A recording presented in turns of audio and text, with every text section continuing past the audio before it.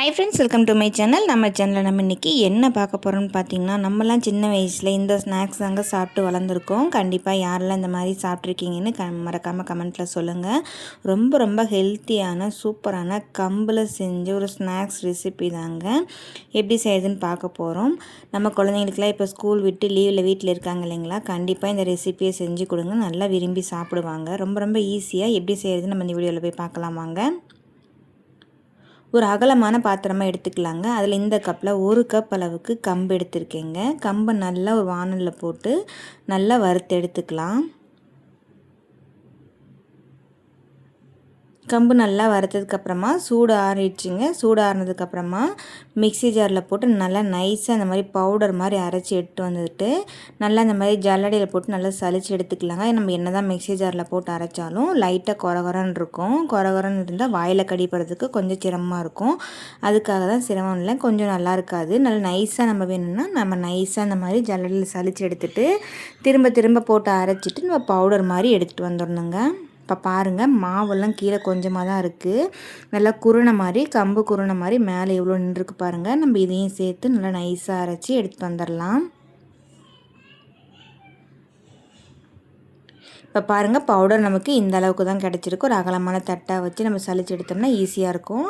நம்ம எல்லா கம்பியும் நல்லா அரைச்சி நல்லா நைஸாக இந்த மாதிரி பவுடர் மாதிரி அரைச்சி எடுத்துகிட்டு வந்துட்டோங்க. இப்போ நம்ம பிசைகிறதுக்காக ஒரு அகலமான பாத்திரமாக எடுத்துக்கோங்க. எல்லா மாவையும் அந்த பாத்திரத்தில் சேர்த்துக்கலாம்.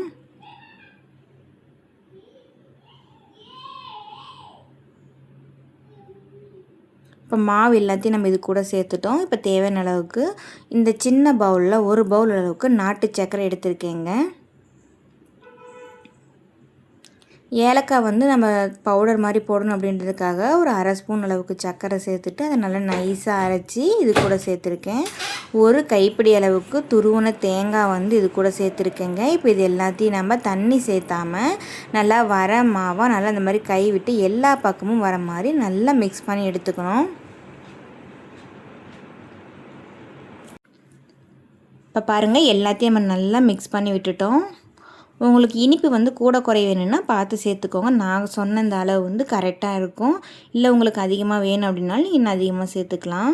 இது நாட்டு சர்க்கரையில் செஞ்சால் ரொம்ப நல்லா இருக்குங்க. அப்படி இல்லைனா சர்க்கரைக்கு தான் என்கிட்ட இருக்குது அப்படின்னு நீங்கள் சர்க்கரையில் கூட செஞ்சுக்கலாம். அதுவும் நல்லா தான் இருக்கும்.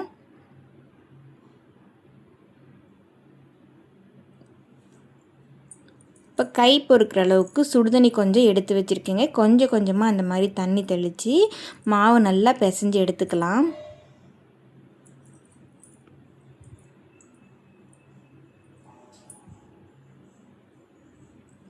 ஒரேடியாக தண்ணி விட்டுற வேணாங்க. கொஞ்சம் கொஞ்சமாக தண்ணி சேர்த்துட்டு நல்லா மாவை பிசைஞ்சு எடுத்துகிட்டு வந்துடலாம்.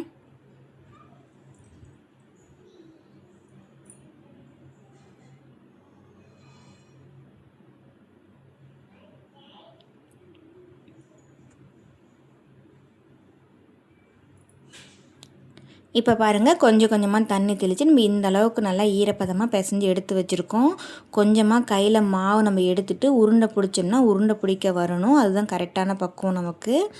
நல்லா இந்த மாதிரி பிசைஞ்சு எடுத்துக்கோங்க. ரொம்ப தண்ணி விட்டுறாதீங்க, ரொம்ப வரன்னு வேணாம். கரெக்டாக இந்த மாதிரி பக்குவத்தில் இருக்கணும்.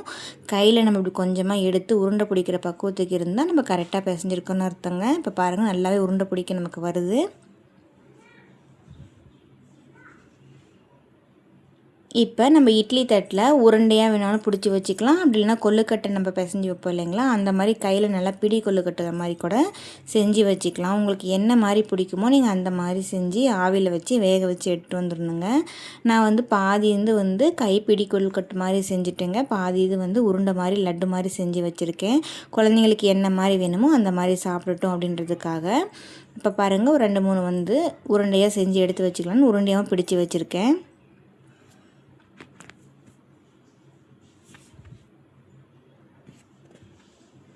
ரொம்ப ஈஸியாக செஞ்சிடலாங்க. ரொம்ப கஷ்டம்லாம் இல்லை. குழந்தைங்களுக்கு நல்ல ஸ்நாக்ஸ் ஹெல்த்தியான ஸ்நாக்ஸாக கொடுக்கணும்னு நீங்கள் ஆசைப்பட்டிங்கன்னா அப்போது கண்டிப்பாக நீங்கள் இந்த ரெசிபியெல்லாம் ட்ரை பண்ணி பாருங்கள். நம்மலாம் சின்ன வயசில் குழந்தையாக இருக்கிறப்போ நம்ம அம்மா அப்பாலாம் இதுதான் நமக்கு செஞ்சு கொடுத்தாங்க. கண்டிப்பாக நீங்களும் சாப்பிட்ருப்பீங்கன்னு நினைக்கிறேன்.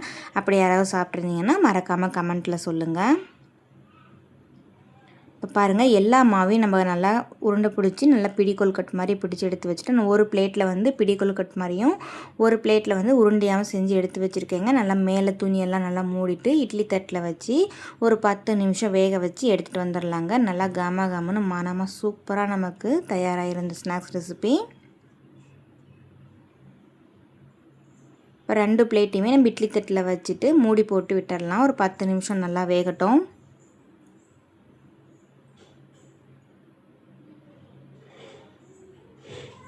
இப்போ பாருங்கள் 10 நிமிஷம் கழித்து நம்ம எடுத்து பார்த்தோம்னா நல்லா ஆவி பறக்க சூப்பரான ஒரு snacks recipe, healthy snacks recipe நமக்கு தயாராகிடுச்சுங்க. இப்போ நம்ம அதை அப்படியே ஒரு பிளேட்டில் மாற்றிக்கலாம்.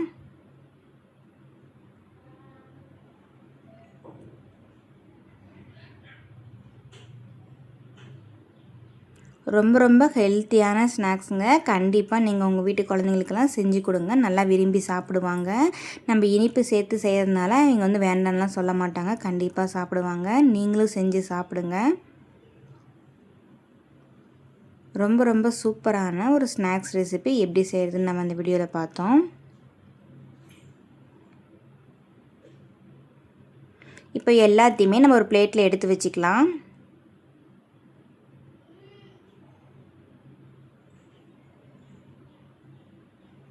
நல்லா எடுக்கிறப்பே அந்த கம்போட மனம் சூப்பராக அவ்வளோ நல்லா இருக்குங்க. யாருக்கெல்லாம் இந்த மாதிரி பிடிக்குன்னு கமெண்ட்டில் சொல்லுங்கள். குயிக்கான டைம்லேயே ஒரு சூப்பரான ஸ்நாக்ஸ் ரெசிபி செய்யணுன்னா கண்டிப்பாக இந்த ஹெல்த்தி ரெசிபியை ட்ரை பண்ணி கொடுங்க. ரொம்ப ஈஸியாகவும் சூப்பராகவும் ஹெல்த்தியான ஸ்நாக்ஸாகவும் நம்ம தயார் பண்ணிட்டோம் பாருங்கள். இந்த மாதிரி ரெசிபி உங்களுக்கு உடனே வேணும்னா மறக்காமல் நம்ம சேனலுக்கு லைக் பண்ணிக்கோங்க. அப்படியே சப்ஸ்கிரைப் பண்ணிக்கோங்க. உங்கள் ஃப்ரெண்ட்ஸ் அண்ட் ஃபேமிலிக்கும் ஷேர் பண்ணி விடுங்க ஃப்ரெண்ட்ஸ். நீங்களும் உங்கள் வீட்டில் இதே மாதிரி ட்ரை பண்ணி பார்த்துட்டு எப்படி இருக்குன்னு கமெண்ட்டில் சொல்லுங்கள். இப்போ ஒரு இது நம்ம ஓப்பன் பண்ணி பார்க்கலாம் பாருங்கள். உள்ளெல்லாம் நல்லா வெந்து ஆவி பறக்க சூப்பராக நமக்கு தயாராகிடுச்சு. தேங்க்யூ.